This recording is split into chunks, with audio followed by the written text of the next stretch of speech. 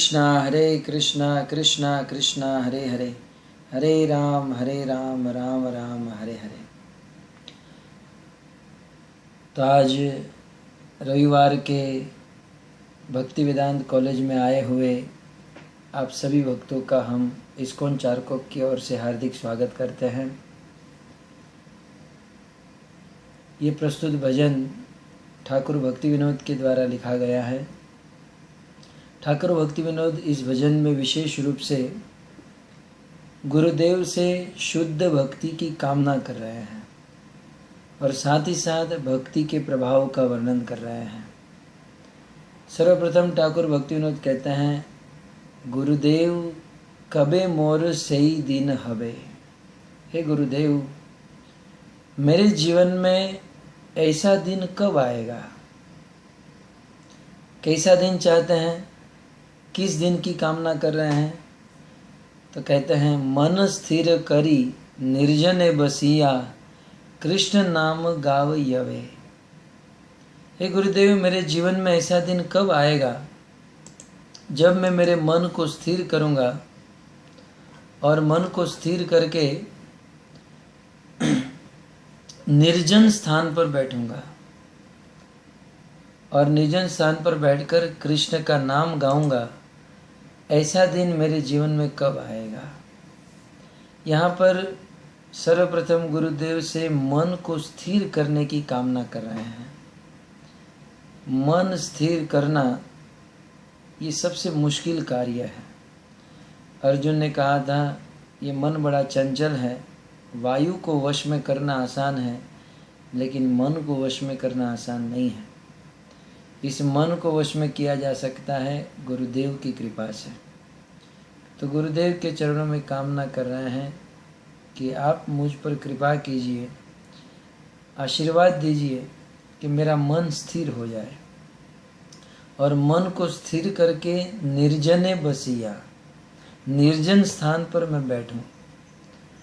निर्जन स्थान का एक अर्थ होता है जहाँ पर कोई जन न हो, जहाँ पर कोई व्यक्ति न हो, जहाँ कोई लोग न हो, उसे निर्जन कहते हैं। लेकिन यहाँ पर निर्जन का अर्थ है जहाँ पर भौतिक लोग न हो, जहाँ भौतिक प्रकृति या भौतिक विचार वाले लोग न हो, जहाँ पर मात्र आध्यात्मिक लोग बैठे हो, आध्यात्मिक चेतना के लोग बैठे हो, उसे निर्जन स्थान कहते हैं। दूसरे शब्दों में उसे एकांत स्थान कहते हैं।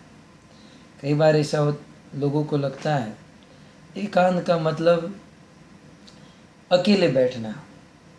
कुछ लोग अकेले बैठते हैं और समझते हैं कि हम एकांत में हैं, लेकिन श्रील प्रभुपाद जी कहते हैं कि आदमी मान लेता है कि मैं अकेला बैठा हूँ, एकांत में बैठा हूँ, लेकिन 10 इंद्रियाँ 10 पत्नियों की तरह उनके साथ में है। और उसमें भी सबसे बड़ी इंद्रिया है मन, जो महारानी के समान है। तो आदमी इस भौतिक चेतना को लेकर एकांत में नहीं बैठ सकता है। वास्तविक एकांत यह है जहाँ भगवान के भक्तों का संग हो। बहुत ज़्यादा हैं, अनेकों भक्त हैं, लेकिन सबके विचार एक है। इसलिए आचार्य ने कहा है, एक में ही जिसका अंत हो उसे एकांत कहते हैं। सैकड़ों लोग बैठे हो, जैसे आज हमारे सामने आप सब इतने सारे लोग बैठे हो, इतने सारे लोग बैठे हैं, लेकिन सबका उद्देश्य एक है, सबकी इच्छा एक है, सबका कार्य एक है। तो इतने सारे लोग होते हुए भी यहाँ पर एकांत है।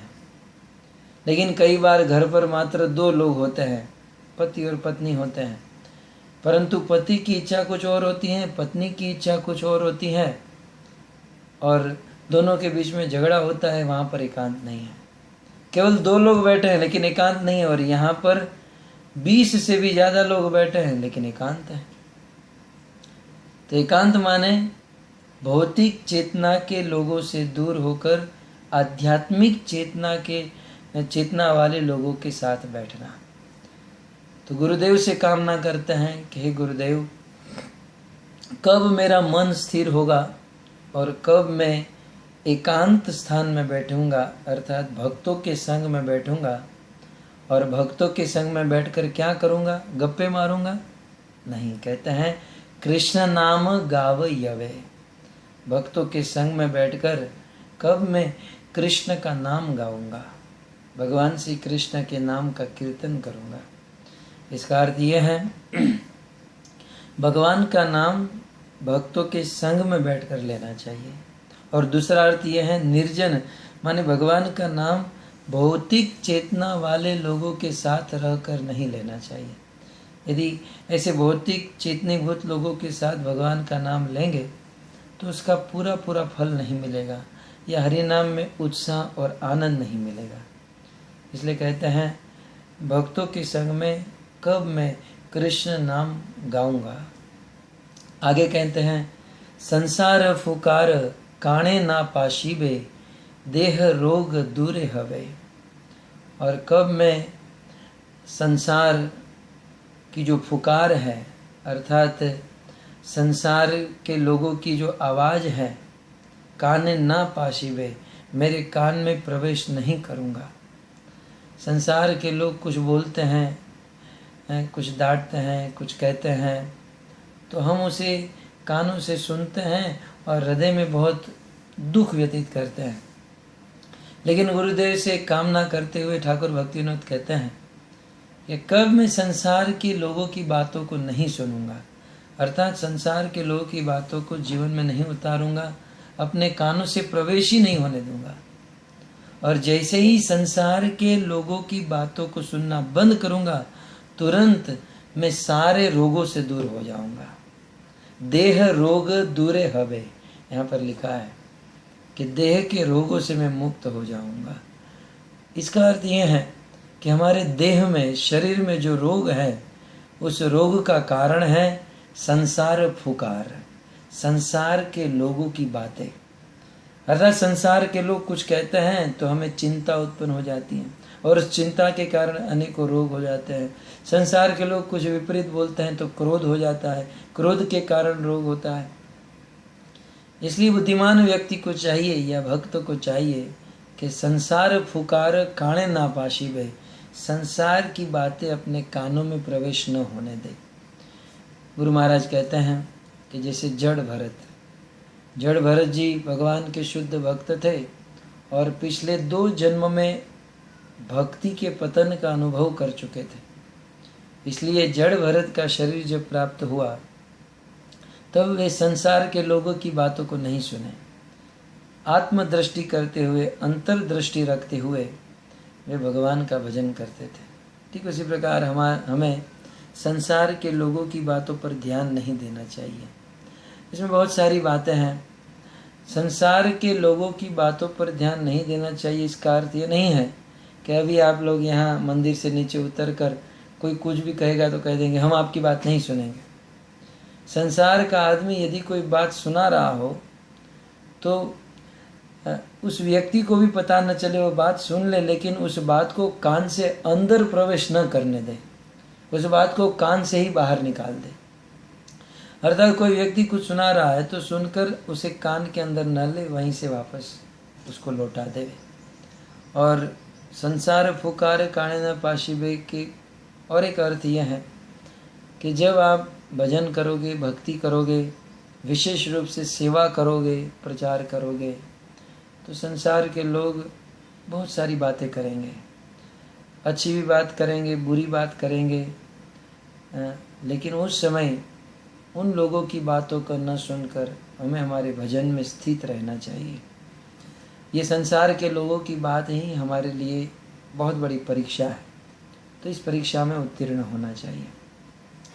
और इस परीक्षा में उत्तीर्ण होने के लिए ठाकुर भक्तिविनोद गुरुदेव से प्रार्थना कर रहे हैं।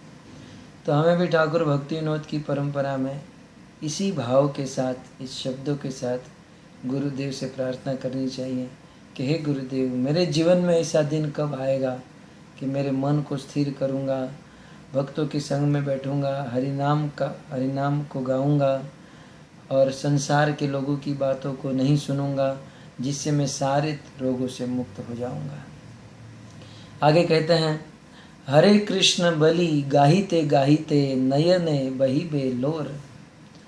हे गुरुदेव, मेरे जीवन में ऐसा दिन कब आएगा कि जैसे ही मेरे मुख से हरे कृष्ण नाम निकलेगा, भगवान का नाम निकलेगा, तो इस भगवान का नाम निकालते हुए, गाते हुए मेरे आंखों से अश्रु की धारा बहने लगेगी। गुरुदेव, मेरे जीवन में ऐसा दिन कब आएगा, भगवान का नाम लेते ही मेरा शरीर पुलंकित हो जाएगा। ऐसा समय कब आएगा कि भगवान का नाम लेते ही मैं प्रेम में भाव विभोर हो जाऊंगा, मेरे रोंगटे खड़े हो जाएंगे और मुझे अष्ट सात्विक विकार आएगा। ऐसा दिन कब आएगा? श्रीमद् भागवत में एक जगह पर ऐसा लिखा है कि भगवान श्री कृष्ण के नाम में इतनी शक्ति है, यदि कोई एक बार भी कृष्ण का नाम लेता है तो कृष्ण का नाम लेने वाले व्यक्ति की आंखों से आंसू आए बिना नहीं रह सकता है। कृष्ण का नाम आते ही उनकी वाणी गदगद हुए बिना नहीं रह सकती है। आज हम लोग कृष्ण का नाम ले रहे हैं, हरि नाम जप कर रहे हैं, लेकिन न तो वाणी गदगद हो रही है, न अश्रुधारा, न रोमांच, न कंपन, ये अष्ट सात्विक विकार नहीं हो रहे हैं। इसका अर्थ यह है कि हम भगवान का नाम तो ले रहे हैं, लेकिन कुछ न कुछ गड़बड़ है। और गड़बड़ यह है कि हम अपराध युक्त भगवान का नाम ले रहे हैं। हमें अपराध मुक्त भगवान का नाम लेना चाहिए। तो यहाँ पर यही कह रहे हैं कि कब मैं हरिनाम के वास्तविक सुख को ग्रहण कर पाऊँगा। हरिनाम में सुख है, लेकिन आज हम अनेकों प्रकार के अपराधों में उलझ रहे हैं, अनेकों प्रकार से भक्तों के दोषों को देख रहे हैं, इसलिए इस हरिनाम से हमें सुख नहीं मिल रहा है। तो गुरुदेव, कब मुझे हरिनाम के द्वारा ये सुख मिलेगा? आगे कहते हैं, गद गद वाणी मुखे बाही रिबे कांपीबे शरीर मम। ऐसा दिन कब आएगा गुरुदेव, जब मेरी वाणी गदगद हो जाएगी, जब मेरे मुख से, अंदर से और बाहर से मैं भगवान का नाम लूँगा। और कांपीबे शरीर मम, और कब भगवान का नाम लेकर मेरा शरीर कांपेगा। धर्म मुहु मुहु, धर्म माने आंसू, कब मेरे आँखों से बारंबार आंसू निकलेंगे। विवर्ण हईबे, कब मेरे शरीर में रोमांच होगा। स्तंभित प्रलय समा, और कब मैं मृत शरीर की तरह निचेष्ट हो जाऊंगा। ये सब सुख के, प्रेम के विकार हैं। तो कहते हैं कि कब हरिनाम लेते हुए मुझे यह सुख मिलेगा, यह प्रेम मिलेगा। आगे कहते हैं गुरुदेव, निष्कपट है न दशा कबे निरंतर नाम गाव। गुरुदेव, कब मैं निष्कपट होकर भगवान का नाम गाऊंगा, कब मैं निष्कपट होकर अपना जीवन बिताऊंगा, कब ऐसी दशा आएगी कि निरंतर कृष्ण का नाम गाता रहूंगा। आज तो 16 माला करने में भी बहुत कष्ट होता है, बहुत ये जोर जबरदस्ती से 16 माला करनी होती है। लेकिन ऐसा दिन कब आएगा कि जब निरंतर 24 घंटा भगवान का नाम निकलते रहेगा। आवेश रही या देह यात्रा करी तोमार करुणा पाव। और बहुत सुंदर बात यहाँ पर कह रहे हैं कि हे गुरुदेव, ऐसा दिन कब आएगा जब मैं आवेश में रहकर इस शरीर की यात्रा करूँगा और आपकी करुणा को प्राप्त करूँगा। ये तो मात्र आपकी करुणा से ही हो सकता है। बहुत सुंदर शब्द है, आवेश रही या देह यात्रा करी। हमें इस शरीर की यात्रा को पूर्ण करना है, अर्थात इस शरीर में रहकर इस संसार में अनेकों प्रकार के कर्तव्य करना है। लेकिन किस प्रकार? आवेश में रहकर। आवेश में रहकर का अर्थ है पूर्ण रूप से अपनी पर्सनैलिटी जो है भगवान का दास भक्त मानकर यह देह यात्रा करनी चाहिए, शरीर यात्रा करनी चाहिए। उदाहरण के तौर पर आप समझ सकते हैं, जब कोई लड़का कॉलेज में पढ़ता है, स्कूल में पढ़ता है, आप लोगों के जीवन में भी अनुभव होगा कि जब व्यक्ति जवान होता है उस समय अनेकों प्रकार के फिल्म देखता है, और उस फिल्म देखते समय वह लड़का अपने आप को उस नायक नायिका के रोल में बांध देता है। अर्थात कुछ लोग ऐसे हैं, प्राय लोग अपने आप को हीरो समझते हैं। हीरो माने कोई फिल्म का हीरो। जैसे हमारे बीच में कुछ लोग ऐसे हैं, मैं नाम नहीं लूँगा, कुछ लोग अमिताभ बच्चन के वहम में हैं, वैसा मानते कि मैं अमिताभ जी हूँ, मैं स्वयं। तो अमिताभ जी जैसे चलते हैं, बोलते हैं, खाते हैं, उठते हैं, वैसे ही वो अमिताभ के रोल में आवेश हो जाते हैं, अमिताभ जी के रोल में आवेश हो जाते हैं। और उस रोल में आवेश रहकर उसे ये ज्ञान नहीं होता है कि मेरी माँ बीमार है, मेरे पिताजी ऐसे हैं, वो ऐसा है, वो वैसा है। बस ये तो अमिताभ जी के रोल में आवेशित है, और उसी प्रकार से अमिताभ जी जैसे डायलॉग बोलते हैं, जैसे चलते हैं, उसी प्रकार से चलता है। यह करते हुए वे अपने सारी रिस्पॉन्सिबिलिटी को भूल जाता है। तो यहाँ पर उसी प्रकार कहते हैं कि हमें किसी संसार के कोई भौतिक तुच्छ व्यक्ति के आवेश में नहीं, हमें भगवान के दास के आवेश में रहना है। आवेशे रहिया, हमें भगवान के किसी प्रेमी भक्त के आवेश में रहकर यह देह यात्रा करनी चाहिए। क्योंकि संसार की किसी व्यक्ति के आवेश में हम रहेंगे तो मात्र दुख मिलेगा, लेकिन हमारा स्वरूप है भगवान का दास, हम भगवान के साथ हमारा कुछ संबंध है, उस संबंध के आवेश में रहेंगे, दास के आवेश में रहेंगे और ये देह यात्रा करेंगे तो जीवन में सुख ही सुख प्राप्त होगा। इसलिए यहाँ पर कहते हैं कि ऐसा दिन कब आएगा जब मैं आवेश में रहकर यह शरीर की यात्रा करूँगा और आपकी करुणा को प्राप्त करूँगा। हे गुरुदेव, मेरे जीवन में ऐसा दिन कब आएगा। तो इस प्रकार ठाकुर भक्ति विनोद के शब्द में गुरुदेव से यह प्रार्थना है। हमारे इस्कॉन चारकोप से पिछले दिनों में अनेकों लोगों ने दीक्षा ग्रहण की है, पिछले वर्षों में भी अनेकों लोगों ने दीक्षा ग्रहण की है। तो दीक्षा लेने के बाद या दीक्षा लेने से पहले भी जिसे हम गुरु मानते हैं, वह गुरु से हमें ये कामना रखनी चाहिए, ये प्रार्थना करनी चाहिए, हृदय से गुरुदेव से ये प्रार्थना करनी चाहिए।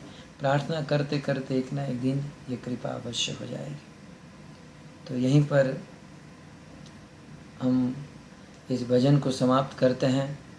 यदि आप में से किसी का कोई प्रश्न हो तो पूछ सकते हैं।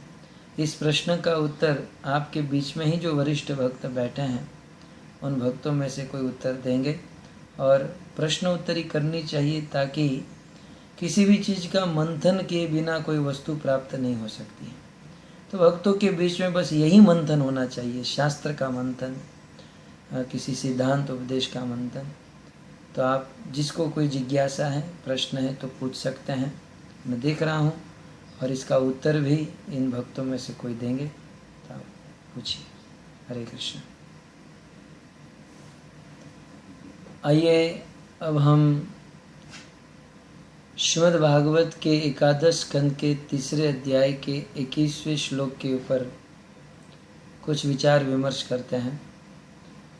जब मैं मुंबई में था तो उस समय भक्तिवेदांत कॉलेज के प्रथम सत्र में यह श्लोक आप सब के बीच में मैंने रखा था, परंतु भजन का अर्थ और भजन की व्याख्या करने में ही इतना समय हो गया कि श्लोक की व्याख्या नहीं हो पाई। तो आइए आज हम इस श्लोक की व्याख्या करेंगे। और ये बहुत सुंदर प्रसंग है कि दीक्षा ग्रहण करने के बाद या जो दीक्षा ग्रहण करना चाहते हैं या जो गुरु प्राप्त करना चाहते हैं उन शिष्य को क्या ध्यान में रखना चाहिए। तो बहुत सुंदर गुरु और शिष्य ये दोनों के बीच का ये सिद्धांत और उपदेश है। सर्वप्रथम हम श्लोक की आवृत्ति करें। श्रीमद् भागवत एकादश स्कंद 3 अध्याय 21वां श्लोक। मेरे पीछे बोलिए। तस्माद् गुरुं प्रपद्येत जिज्ञासु श्रेय उत्तमम् शाब्दे परे च निष्णान्तं ब्रह्मणि उपशम आश्रयम्। तस्माद् गुरुं प्रपद्येत जिज्ञासु श्रेय उत्तमम् शाब्दे परे च निष्णान्तम ब्रह्मणि उपशम आश्रयम। यह श्लोक भगवान ऋषभदेव के 9 पुत्र नव योगेश्वर जी के द्वारा कहा गया है। नव योगेश्वर जी को जो प्रश्न पूछा गया था निमि महाराज के द्वारा, हे निमि महाराज बताइए, हे नव योगेश्वर जी बताइए, इस संसार की माया से मुक्त होने के लिए क्या करना चाहिए। हम जानते हैं कि इस संसार में सब लोग दुखी हैं और दुख का कारण है माया, तो माया से मुक्त होने का उपाय बताइए। तब नव योगेश्वर जी कहते हैं, सर्वप्रथम यदि किसी व्यक्ति को माया से मुक्त होना है तो पहले माया के स्वरूप को जान लेना चाहिए। यदि किसी व्यक्ति को रोग से मुक्त होना है तो पहले रोग के स्वरूप को जान लेना चाहिए। यदि किसी व्यक्ति को दुखों से मुक्त होना है तो दुख के स्वरूप को जान लेना चाहिए। तो यहाँ पर माया के स्वरूप का वर्णन पिछले श्लोकों में हुआ है। कैसी है माया? कहते हैं, कर्मणि आरंभाणानाम दुख हत्ये सुखाय च। इस संसार में कोई व्यक्ति कर्म करना प्रारंभ करता है, इसके पीछे केवल 2 ही कारण है, दुख हत्ये, दुख को दूर करना, और सुखाय च, और सुखी होना। संसार का व्यक्ति अपने दुखों से दूर होने के लिए और सुखी होने के लिए अपने जीवन में कर्म करता है, कार्य करता है। लेकिन देखा गया है कि व्यक्ति जितना दुखों से दूर होना चाहता है, जितना सुखी होना चाहता है, वे उतना दुखों से करीब चला जाता है और उतना ही दुखी हो जाता है। फिर चाहे व्यक्ति धन कमाने में मेहनत करे, विवाह करने में मेहनत करे, ये गाड़ी बंगले, ये किसी भी कार्य में कोई व्यक्ति कितनी ही मेहनत करता है, उसके हाथ में मात्र मेहनत और दुख ही लगता है। इसलिए सर्वप्रथम इस वस्तु को समझ लेना चाहिए कि संसार में जितनी भी वस्तुएं हैं ये सब दुख देने के लिए ही बनी है। जब इस प्लेटफॉर्म पर आ जाए कि कितनी भी मेहनत करने के बाद आखिर जीवन में दुख ही दुख मिल रहा है, तब उस दुखों से वास्तविक मुक्त होने के लिए व्यक्ति को गुरु की शरण में जाना चाहिए। यहाँ पर आज के श्लोक में लिखा है, तस्मात् गुरुम प्रपद्येत। तस्मात् इसलिए गुरुम प्रपद्येत, गुरु की शरण लेनी चाहिए। किस लिए? किस लिए गुरु की शरण लेनी चाहिए? तो कहते हैं, इस संसार में बहुत मेहनत करके देख लिया, यहाँ पर सुख नहीं मिला, इसलिए हम वास्तविक सुखी होना चाहते हैं, सारे दुखों से मुक्त होना चाहते हैं, इसलिए गुरु की शरण लेनी चाहिए। उपयुक्त विचार आया है, ये जो विचार पिछले श्लोकों के द्वारा आया है, उस विचार, ऐसे विचार आने के बाद जब कोई व्यक्ति गुरु की शरण में जाता है तब गुरु का लाभ ले सकता है। अन्यथा गुरु डायरेक्ट किसी के सामने आ गए, किसी प्रकार का विचार नहीं, किसी प्रकार का अनुभव नहीं, दुख सुख का स्वरूप पता नहीं, और सीधे यदि गुरु के सामने कोई व्यक्ति खड़ा है तो वह गुरु का क्या लाभ ले सकता है? कोई लाभ नहीं। गुरु का लाभ वही ले सकता है जो दुखों के स्वरूप को जानता है, एक। दूसरा, दुखों से मुक्त होना चाहता है, और तीसरा, दुखों से मुक्त होने के लिए कुछ मेहनत प्रयास करना चाहता है।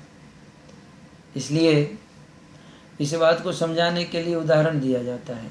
जैसे किसी व्यक्ति को रोग हुआ है तो उस रोगी व्यक्ति को सर्वप्रथम पता होना चाहिए कि मैं रोगी हूँ, क्योंकि जब तक वह रोगी नहीं, उसे पता नहीं चलेगा कि मैं रोगी हूँ, तब तक वह रोगों से मुक्त कैसे होगा।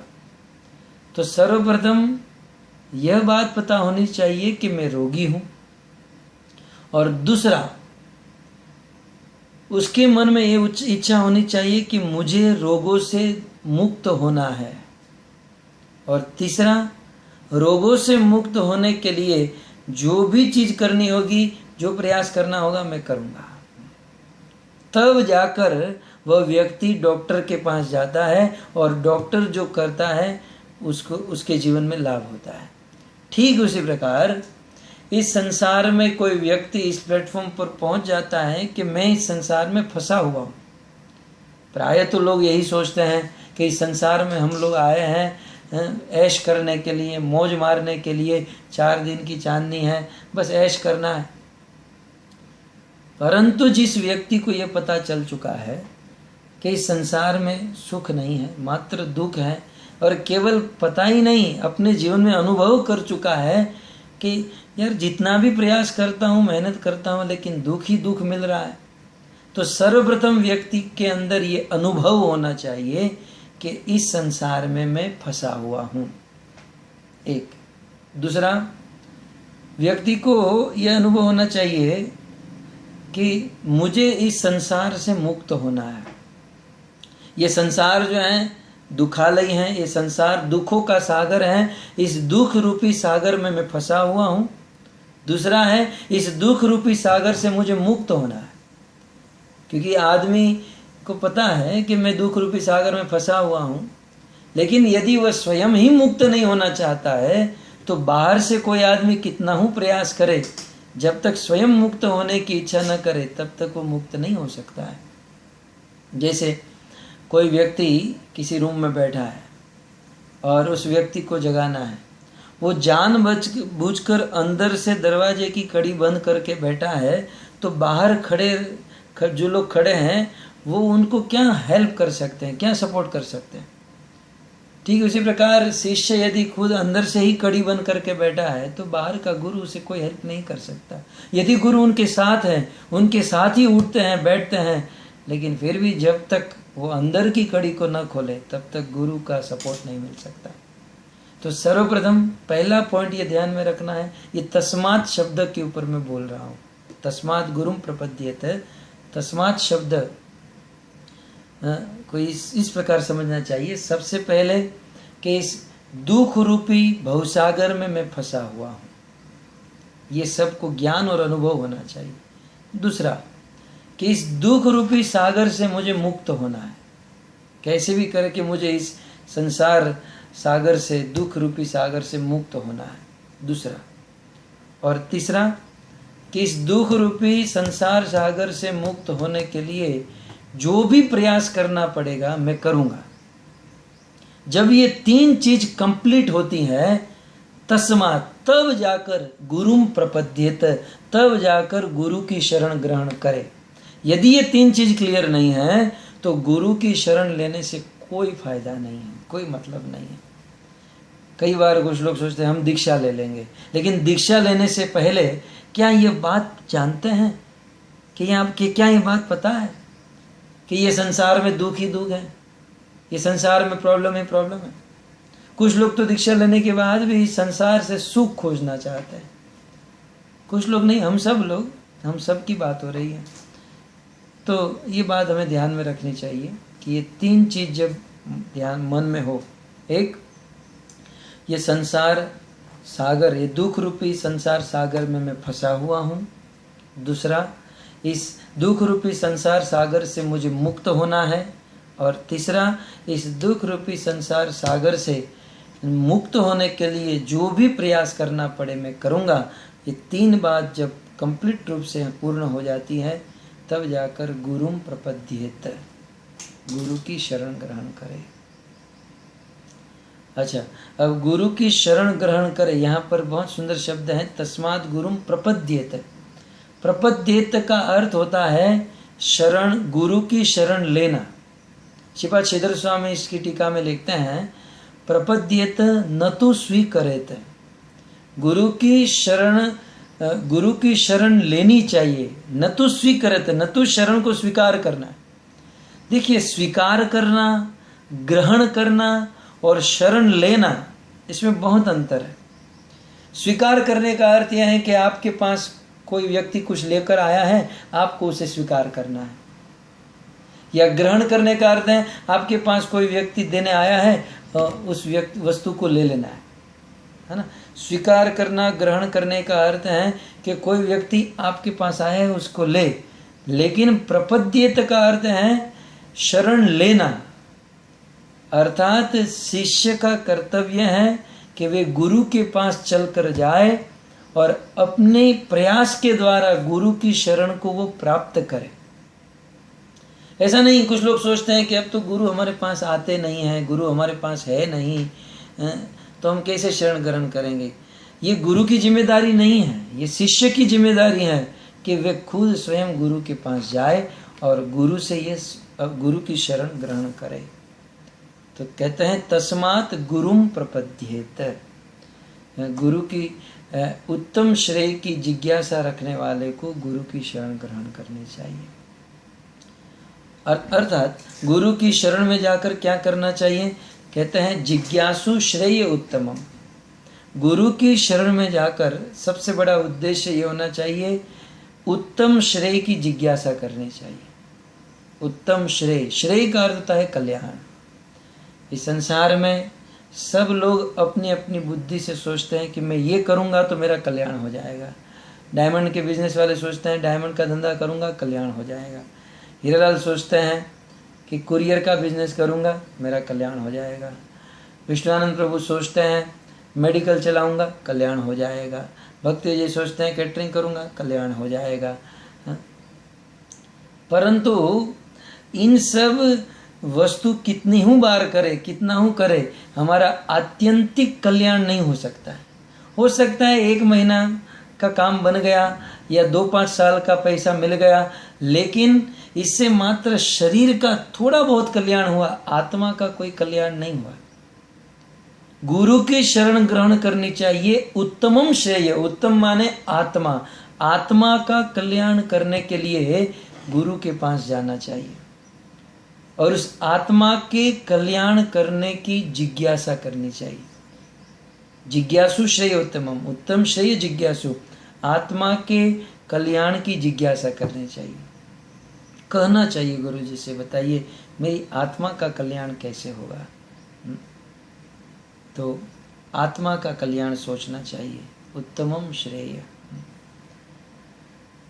तो आत्मा का कल्याण भगवान से प्रेम करना है, परमात्मा से प्रेम करना, इसी में आत्मा का कल्याण है। इसलिए अल्टीमेटली गुरु के शरण में भगवत प्रेम प्राप्त करने के लिए जाना चाहिए। गुरु से दीक्षा, गुरु से शिक्षा, गुरु का शरण इसलिए ले जिससे हमें भगवत प्रेम की प्राप्ति हो, क्योंकि भगवत प्रेम में ही, कृष्ण प्रेम में ही आत्मा का कल्याण है। तो तस्माद गुरुम प्रपद्येत जिज्ञासु श्रेयोत्तम। अब नेगेटिव बात बोलने का मूड नहीं है, लेकिन सब अपने लोग बैठे हैं, इसलिए हम बता देते हैं कि गुरु के पास जाना चाहिए उत्तम श्रेय की जिज्ञासा लेकर, अर्थात आत्मा के कल्याण की जिज्ञासा लेकर।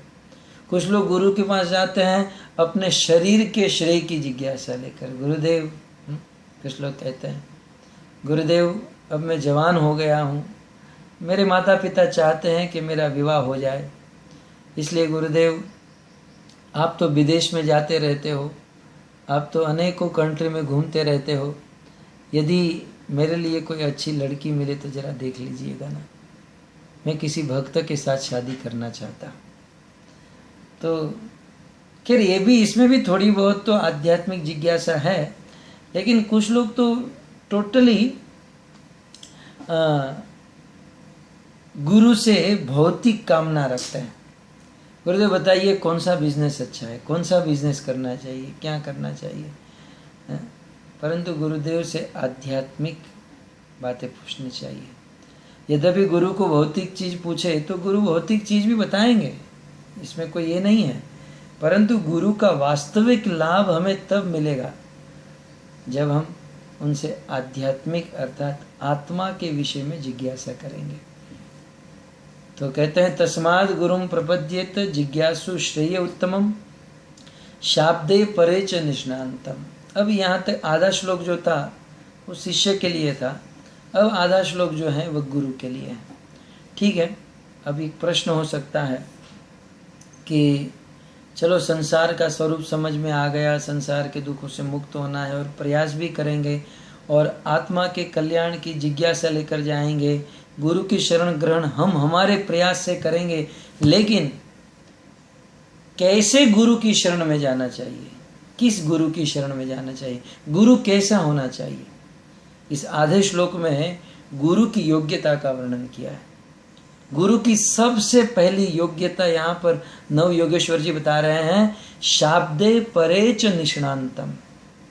गुरु की सबसे पहली योग्यता है कि वह गुरु शब्द ब्रह्म में निष्णांत होना चाहिए। शाब्दे परे, शब्द ब्रह्म, ब्रह्म का अर्थ है वेद शास्त्र, क्योंकि ये सारे वेद शास्त्र भगवान के मुख से निकले हैं, ब्रह्म के मुख से निकले हैं, इसलिए ये शास्त्र भी, वेद भी ब्रह्म है। और क्योंकि ये शब्द के रूप में है, इसलिए इसे शब्द ब्रह्म कहा जाता है। तो गुरु जो है शब्द ब्रह्म में अर्थात वेद शास्त्र में निष्णांत माने एक्सपर्ट माने विद्वान होना चाहिए, क्योंकि शिष्य की जिज्ञासा को गुरु अपने इस शास्त्र की ज्ञान के द्वारा ही काट सकते हैं।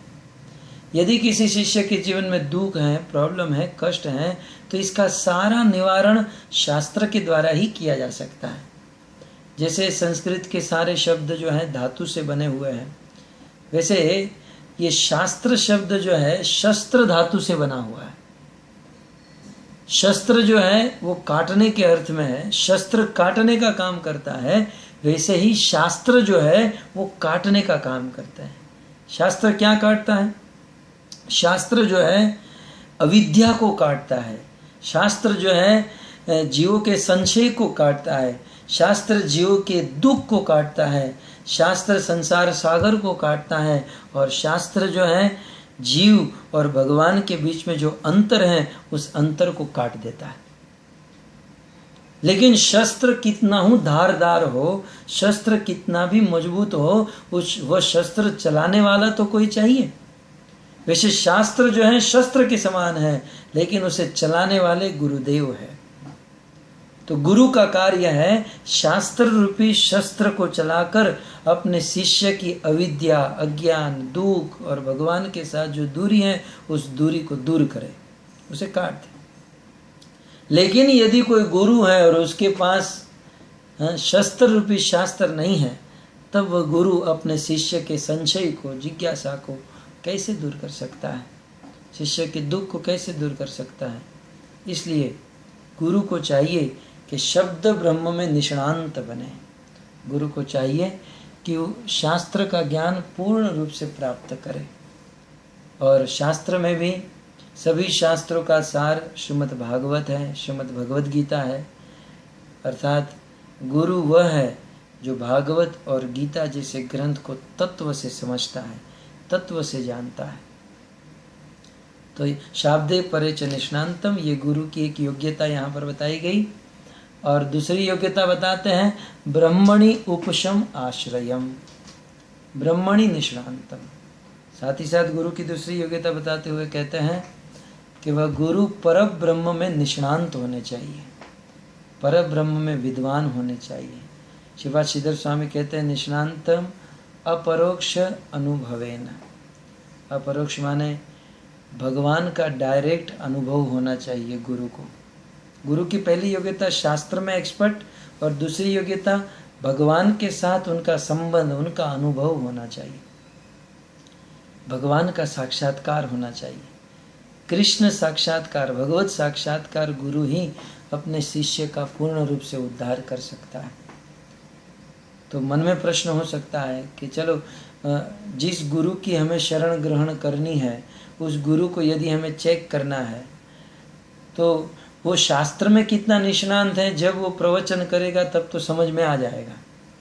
लेकिन उस गुरु को भगवान का अनुभव कितना हो रहा है, ये बात हमको कैसे समझ में आएगी। तब कहते हैं भगवान के साथ जिसका अनुभव होता है, भगवान के साथ जिसका संबंध होता है, उस व्यक्ति के जीवन में कुछ ऐसे कार्य होते हैं जिसके द्वारा हम समझ सकते हैं।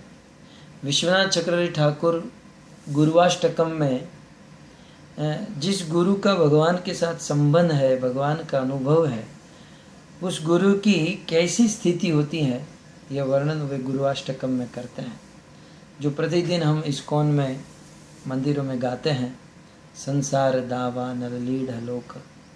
विशेष करके महाप्रभु कीर्तन नृत्य गीत, चैतन्य महाप्रभु के कीर्तन नृत्य गीत में गुरु को आनंद आता है और वह उस आनंद को लेते हुए रोमांच, कंपाशु, तरंग, भाजो इत्यादि उनको विकार आते हैं।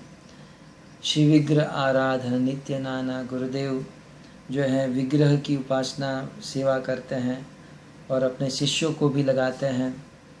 और चतुर्विदशी केवल मात्र भगवान का प्रसाद ही ग्रहण करते हैं।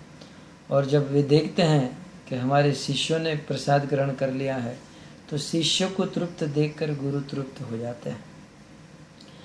श्री राधिका माधवयोर अपार, ये सब गुरुवाष्टकम की बातों को मैं संक्षिप्त में कह रहा हूँ कि राधिका और माधव, राधा कृष्ण के जो माधुर्य लीला है वो निरंतर उनका गान करते रहते हैं। प्रतीक्षण आस्वादन, वे प्रतीक्षण राधा कृष्ण की लीला का आस्वादन करते रहते हैं। निकुंज योनो रतिकेली सीधे, और जिस गुरु को डायरेक्ट भगवान के साथ अनुभव हुआ है वो राधा कृष्ण के मिलन में एक्सपर्ट होते हैं, उनकी कथा में, उनके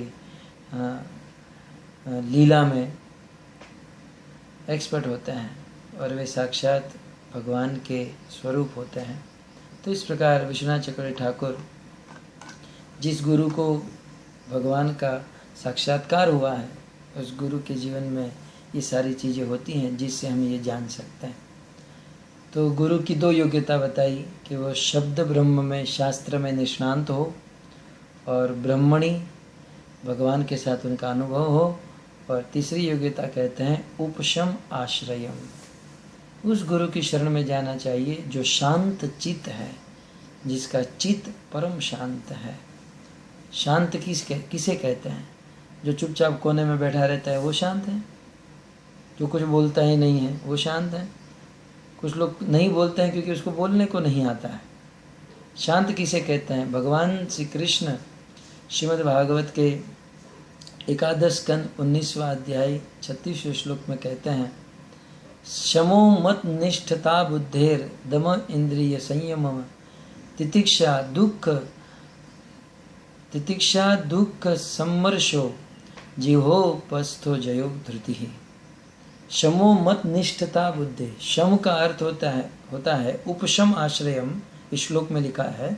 तो वहाँ शम का अर्थ है मत निष्ठता बुद्धे, जिसकी बुद्धि मेरे में निष्ठावान बन चुकी है, जो निष्ठा से मेरे कार्य में, मेरी सेवा में लगा है, उसे उपशम आश्रयम कहते हैं, उसे शांत कहते हैं। तो निष्ठा होनी चाहिए गुरुदेव को भगवान की सेवा में है, और उस निष्ठा के साथ उनकी भक्ति होनी चाहिए। 3 चीज़ गुरुदेव में देखी जाती हैं, और ये 3 चीज़ जिसके अंदर हो, प्रपद्य, तो उनकी शरण ग्रहण करनी चाहिए, उनकी शरण लेनी चाहिए। तो इस प्रकार गुरु के पास जाए, और गुरु के पास जाकर, अब ये तो हो गया कि गुरु के पास जाना चाहिए, कैसे गुरु के पास जाना चाहिए, और ऐसे गुरु के पास जाकर, प्रभुपाद की कृपा से हमें ऐसे गुरु की प्राप्ति हो चुकी है, लेकिन ऐसे गुरु के पास जाकर हमें क्या सीखना चाहिए, हमें क्या करना चाहिए, यह बात जो है हम आने वाले रविवार को बताएंगे। लेकिन एक बात हम आज बता देते हैं, जो आगे आने वाले श्लोक में कहा जाएगा, तत्र भागवतान धर्मान शिक्षेत गुरु आत्मदैवत। शिष्य को चाहिए कि ऐसे जो योग्यता यहाँ पर बताई गई, ऐसी योग्यता जिस गुरु में है, उस गुरु के प्रति पूर्ण रूप से आदर रखे, गुरु के स्वरूप को पूर्ण रूप से समझे। और ऐसे गुरु जो योग्यता यहाँ पर बताई गई, शाब्दे परे च निष्णांतम, शब्द ब्रह्म में एक्सपर्ट, ब्रह्मणी भगवान का डायरेक्ट अनुभव, और शांत उपशम आश्रय, ये जिसके अंदर ये योग्यता है वो साक्षात भगवान का ही स्वरूप है। ऐसा भगवान कृष्ण उद्धव जी से एकादश स्कंद 17वां अध्याय 27वें श्लोक में कहते हैं कि ये तीनों योग्यता जिसमें है, और जो आचरण से इस प्रकार से भजन कर रहा है, ऐसा उस व्यक्ति को आचार्य कहा जाता है। तो ऐसा आचार्य माम विजानियात, आचार्य को मेरा ही स्वरूप समझो। आचार्य माम विजानियात न अवमन्येत करहिचित, ऐसे आचार्य का तिरस्कार कभी भी नहीं करना चाहिए। न मर्त्य बुद्धया सुयेत, जिसके अंदर ये गुरु की योग्यता है उनमें मर्त्य बुद्धि नहीं रखनी चाहिए, अर्थात उसको साधारण मनुष्य नहीं समझना चाहिए कि ये हमारे जैसा आदमी है, हमारी तरह खाता पीता बोलता है। मर्त्य बुद्धि नहीं रखनी चाहिए, क्योंकि सर्वदेवमय गुरु, गुरु जो है सर्वदेवमय होता है। हो सकता है गुरु के शरीर में कुछ प्रॉब्लम है, वो काले हैं, गोरे हैं, नाटे हैं, मोटे हैं, लेकिन गुरु की जो वृत्ति है, गुरु का जो कार्य है, गुरु जो दे रहा है, वो साक्षात भगवान का स्वरूप है। इसलिए आचार्य माम विजानियात, भगवान कहते हैं कि गुरु को मेरा ही स्वरूप समझो। चैतन्य चरितामृत में कहा गया, गुरु कृष्ण रूप हन शास्त्रे प्रमाणे, गुरु रूपे कृष्ण कृपा करे न भक्त गणे। शास्त्र में यह प्रमाणित किया गया है, शास्त्र में यह कहा गया है कि गुरु भगवान कृष्ण का ही स्वरूप है। और गुरु रूपे कृष्ण कृपा करे न भक्त गणे, कृष्ण को जब अपने भक्तों के ऊपर कृपा करनी होती है तब वो गुरु का रूप धारण कर लेते हैं, अर्थात कृष्ण गुरु के हृदय में बैठकर अपने भक्तों को कृपा प्रदान करते हैं। इसलिए गुरु की आज्ञा, गुरु का उपदेश, ये भगवान का उपदेश और भगवान की आज्ञा समझनी चाहिए। उद्धव जी भगवान को कहते हैं कि हे कृष्ण, नैवोपयंत पतिचिम नैवोपयंत पचितिम कवयस्तवेश ब्रह्मायुषापि कृतमुद्व मुदः स्मरन्त योन्तर बहिस्तनुवृताम अशुभम विधुन्वत आचार्य चैत्य वपुषा स्वगतिम व्यनक्ति ही। उद्धव जी भगवान श्री कृष्ण से कहते हैं, कृष्ण मैं जानता हूँ कि आप परमात्मा के रूप से सभी जीवों के अंदर बैठे हैं और सबको ज्ञान दे रहे हैं, और चैत्य गुरु के रूप से बाहर बैठकर लोगों को ज्ञान दे रहे हैं।